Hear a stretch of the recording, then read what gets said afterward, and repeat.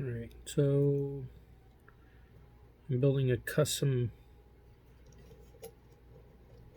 power supply, bench power supply. I've got my power switch, my ground, 3.3 volt, 5 volt, and I will have 12 volt here. It's an old power supply, like just barely the, what is it, 20 pin or 24 pin ATX. It's only a 300 watt, and it has no power switch.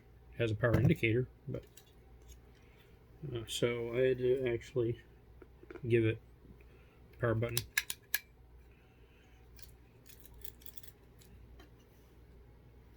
Just want to make sure there isn't any loose solder in there.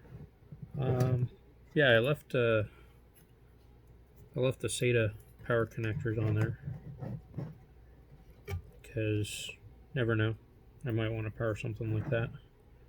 And then I just kind of heat shrinked the wires that I'm not using, the 3 volt sense, the LED status, and a couple others. I've got 5 volt hooked up now, and I just gotta get the heat shrink over to the connector, and then I'll be on to the 12 volt.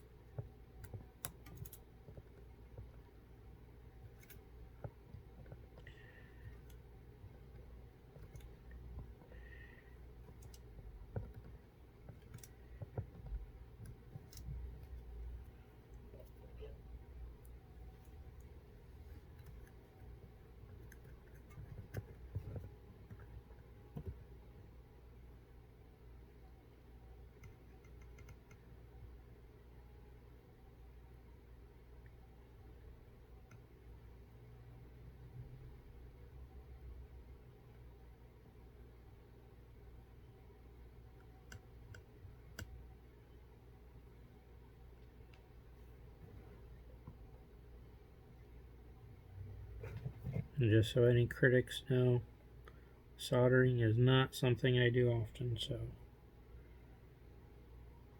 bear with me. I've lately been trying to learn Internet of Things type stuff, smart home or what have you. Recently, actually got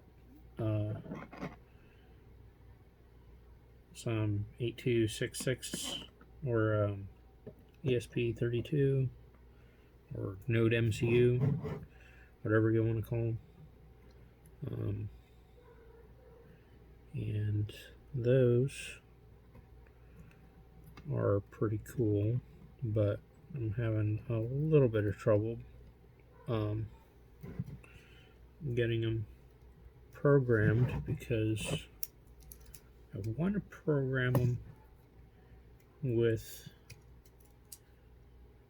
I think it's called ESP Home, ideally, because I'm trying to get the Home Assistant home automation setup going, but the Raspberry Pi I try to put it on doesn't seem to be wanting to cooperate. And apparently I have to have the Home Assistant running on Raspberry Pi in order to add the ESP Home plugin in order to build and configure the image to put on the 8266 or Node MCU. So it's kind of a dependency issue that I've got right now.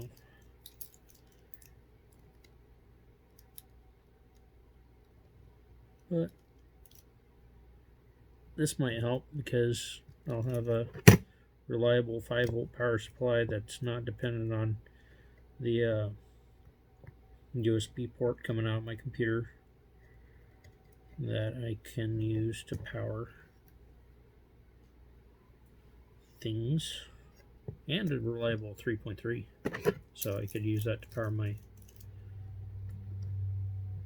Node MCUs and the 5 to power my Raspberry Pi, instead of having to worry about if I'm overloading my USB ports on my computer, because I have all sorts of stuff plugged into them. I always do.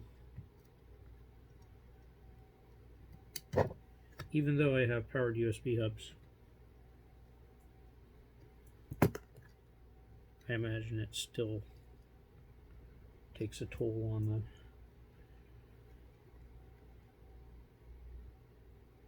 the motherboard amperage or supply.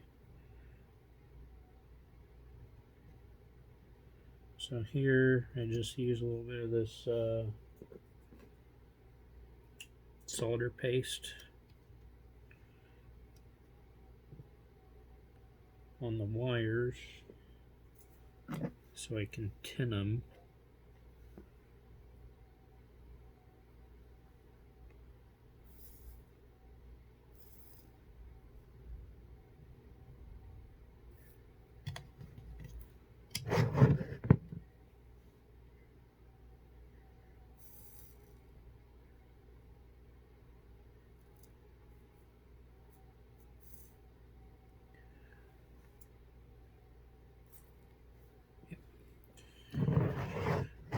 Alright, so there's that.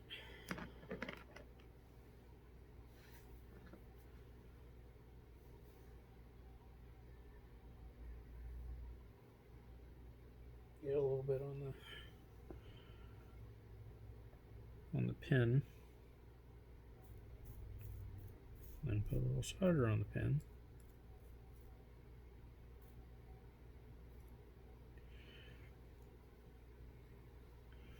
Now the fun part,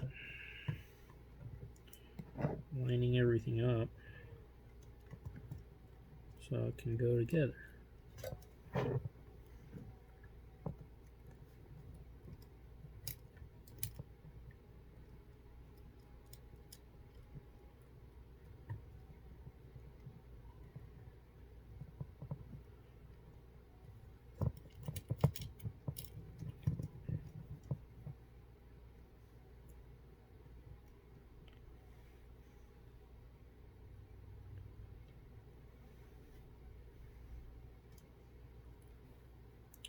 I guess I'll have to make do with 3 of them to start with.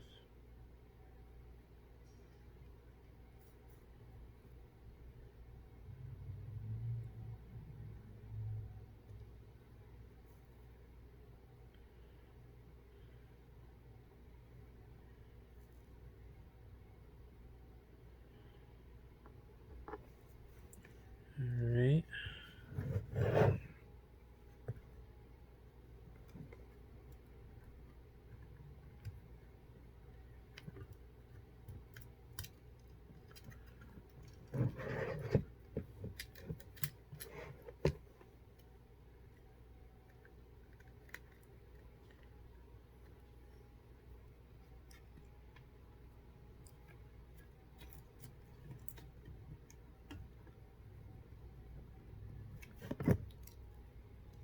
This is the one I'm really kind of worried about because it's a 12 volt. I know that you can't blow something up with 3.3, but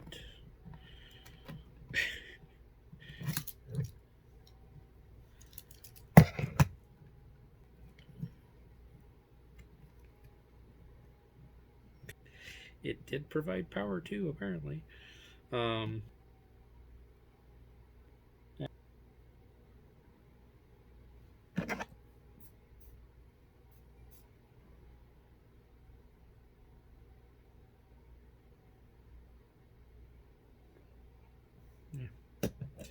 It's already cooled down enough. I solder and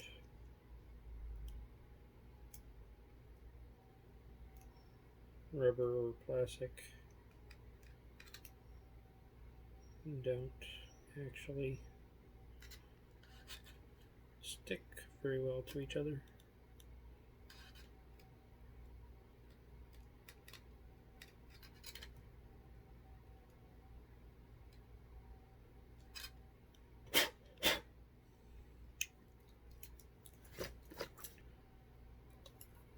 Letting that touch anything.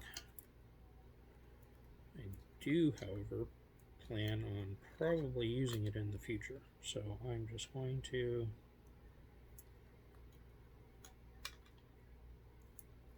just stick it in the heat shrink for the actual ground.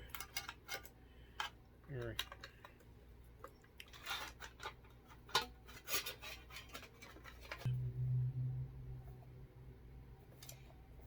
And I still have the amperages and voltages, but I kind of already know the voltages. It's